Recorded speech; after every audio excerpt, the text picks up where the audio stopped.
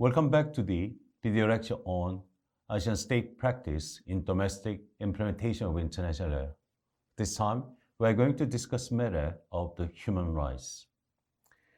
The treatment by a state of individual groups within its domestic jurisdiction is a matter of international concern, but is also the fundamental precept of the human rights law. Its concern is to advance the human flourishing through the promotion and protection of rights, which shape the contour of freedom and authority within a domestic legal order. The universality and indivisibility of the human rights norms are key tenets, and the International Bill of Rights is located in the 1948 Universal Declaration of Human Rights, in the 1966 the Cabinet on Civil Political Rights and Economic, Social, Cultural Rights.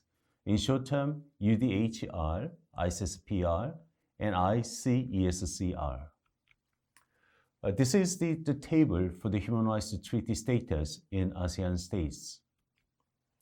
As you see that of the 22 the ASEAN states surveyed, the 16 are parties to the ICCPR and the 18 to the ICESCR. All 22nd states are the parties to the dedicated treaties on women and children's rights. All Asian states have participated in the UN Universal Periodic Review process. UDHR norms have been invoked before ASEAN courts, and certain norms are accepted as customary international law, for example, the prohibition against torture. Asia is a region of remarkable diversity in terms of religions, culture, colonial histories, political ideologies, for example, socialism, communitarianism, liberal democracies, and also legal systems, for example, civil and common law, and government system. Some states have the presidential, and some states has a parliamentary system, and some states use the hybrid and also the absolute monarchies. And levels of economic development is also different. ASEAN states have at various times supported and resisted the development and deployment of human rights standards as criteria for evaluating government legitimacy, as where contested politicized norms are involved, or where the human rights fueled critics are seen to intrude in internal affairs or to oppose developmentalist imperatives. The region produced the Asian value discourse in the 1990s, driven by diplomats from China, Singapore, and Malaysia, which challenged the indivisibility of rights by emphasizing importance of the restraining the civil political rights in favor of securing political stability to attract foreign investment and trade in the interest of promoting economic development and the better realization of social economic rights. This is also viewed as a cultural relativist challenges to universal human rights. The 1993 Bangkok Declaration, the prelude to the World Conference of Human Rights, remains the leading collective human rights statement of ASEAN states. This underscores the contribution of Asian culture and tradition, the commitment to the UDHR, the need to consider the significance of the national and regional particularity, non-confrontation mode of promotion, and the primacy of the national states in implementing human rights processes and remedies. While some ASEAN states may raise objections against human rights criticism on ground of the neo-colonial moral imperialism, this may be an apology for power, for the ASEAN indigenous peoples have criticized hardships suffered under ASEAN forms of colonialism, contrary to asserted rights to self-determination. For example, ASEAN indigenous peoples pact in 1993 Declaration on the Rights of ASEAN indigenous peoples should be referred here.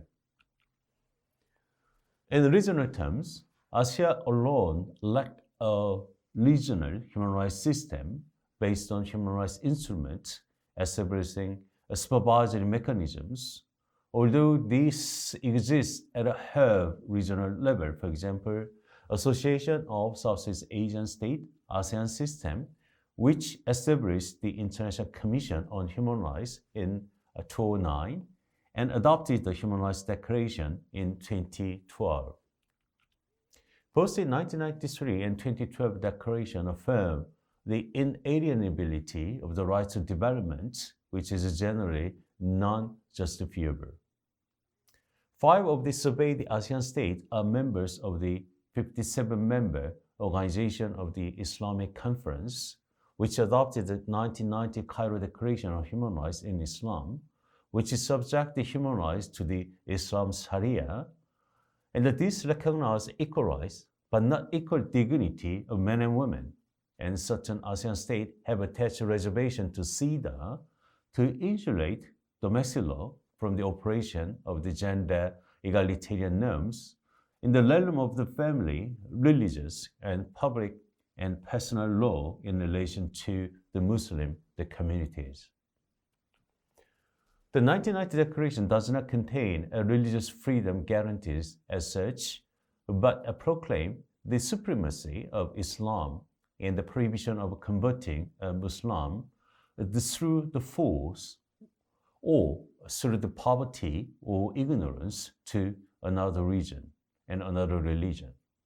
This affirms and this informs the truncated the religious freedom guarantees evident in Muslim majority countries like Malaysia, which has legislation prohibiting the propagation of any faith to Muslims, and which maintains the apostate, the law barring the Muslim conversion out of Islam, contrary to freedom of conscience as recognized under Article 18 UDHR.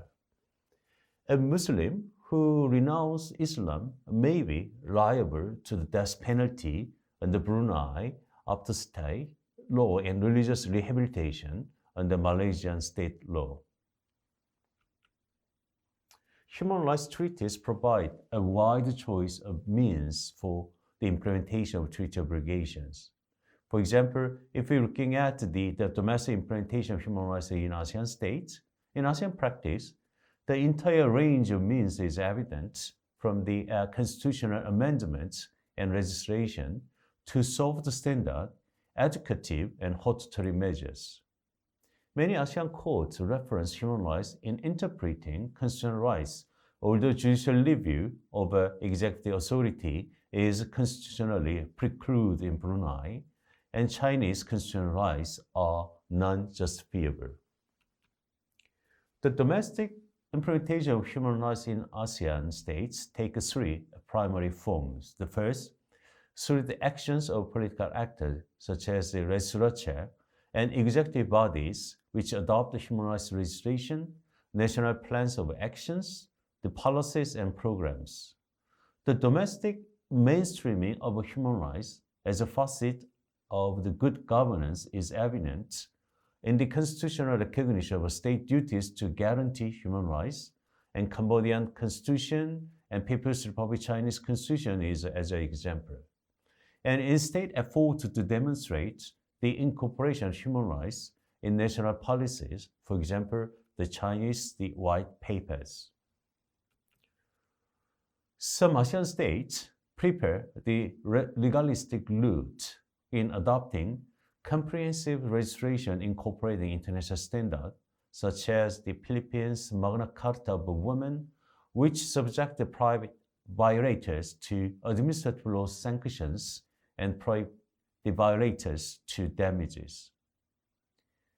Others are predisposed to avoiding legalistic approaches, such as in Singapore's the general preference in adopting non-binding guidelines to implement the human rights treaty obligation against the existing legal framework, and in championing resort to non-adversarial dispute resolution method like a conciliation and mediation over a litigation. The second, through establishing independent institutions such as Human Rights Ombudsman, for example, Timor-Leste, the Constitution, and the national human rights institutions, whose powers range from the executive and promotional action to conducting investigations and receiving complaints. NHRIs, they may be established by constitution, for example, Philippines, Thailand, and Nepal, or the statute, for example, Bangladesh, Malaysia, the Mongolia, Myanmar, Indonesia, India, Korea, the Sri Lanka, and Timor-Leste, and their mandates may be passed to rights contained in the Constitution, the UDHR, or Human Rights Treaty obligations, although NHRI have referenced human rights standard contained in an instrument to which their state is not a party. Additionally, some ASEAN states have resorted to diverse justice-seeking measures, such as the Truth Commission, for example, in the case of the Korea, Sri Lanka, Timor-Leste, to investigate human rights abuse in specific cases.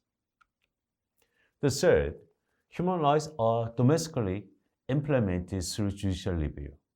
Some constitutions express the direct courts to interpret the constitutional rights in accordance with the human rights standard, such as those in the UDHR, for example, Timor-Leste, the Constitution, and Mongolian Constitution.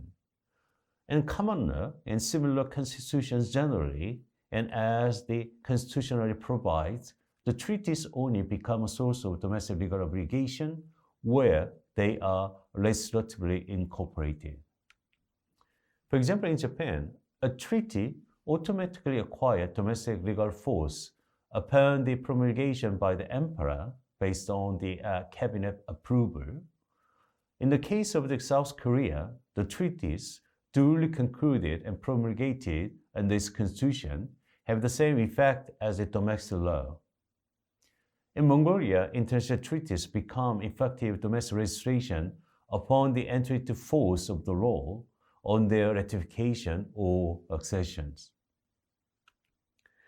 ASEAN courts have also invoked human rights treaty norms in an indirect fashion, such as citing Article 7 ICESCR to affirm a constitutional equal party for equal work principle in an aid of the anti-discriminatory suit. The treaty norms have been applied as an interpretative standard to explicate a domestic legal obligation.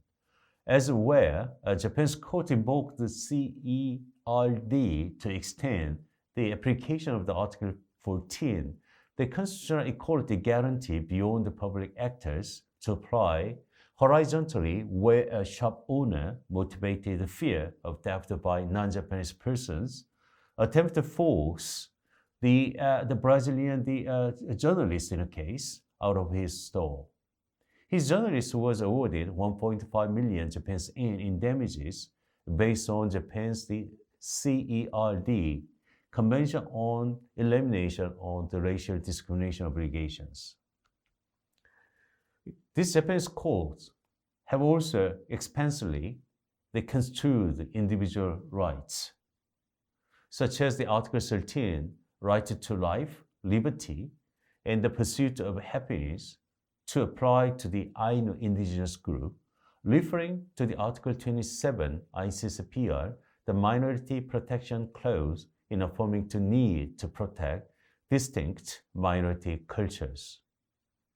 Treaties like CEDA, the Convention on Elimination of Discrimination Against Women, has been held not to have horizontal effect in Malaysian courts in employment disputes involving private actors.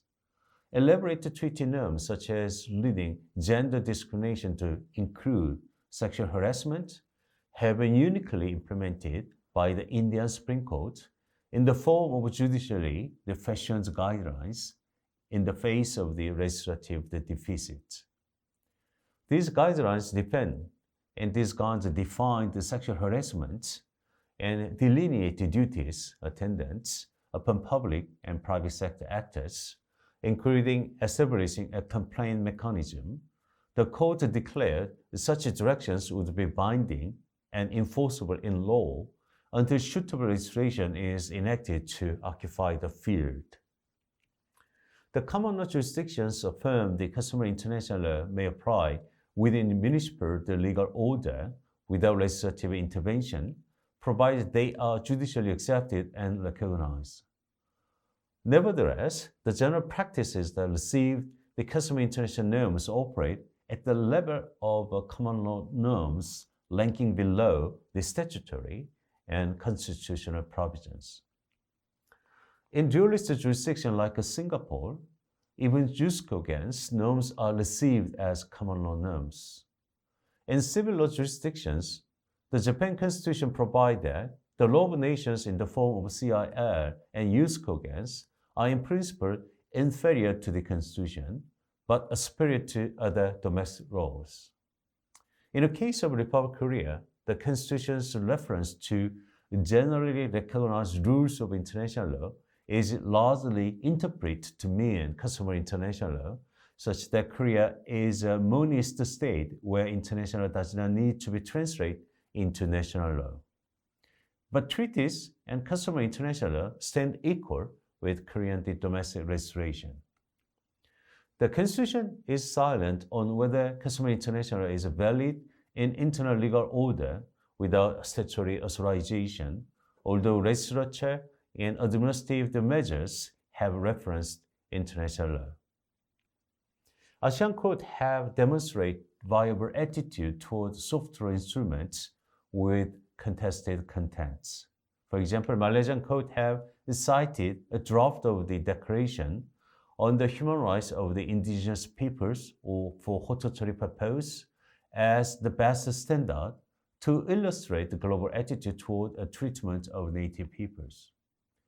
Indonesian courts have held that the treaty obligation trumped the non-binding obligation of human rights bodies. For example, the UN Convention Against Illicit Traffic in Narcotic Drugs and Psychotropic Substances, legislatively enacted in 1997, supports the view that the drug trafficking fell within the most serious crime attracting capital punishment under Article 6.2 of the ICCPR.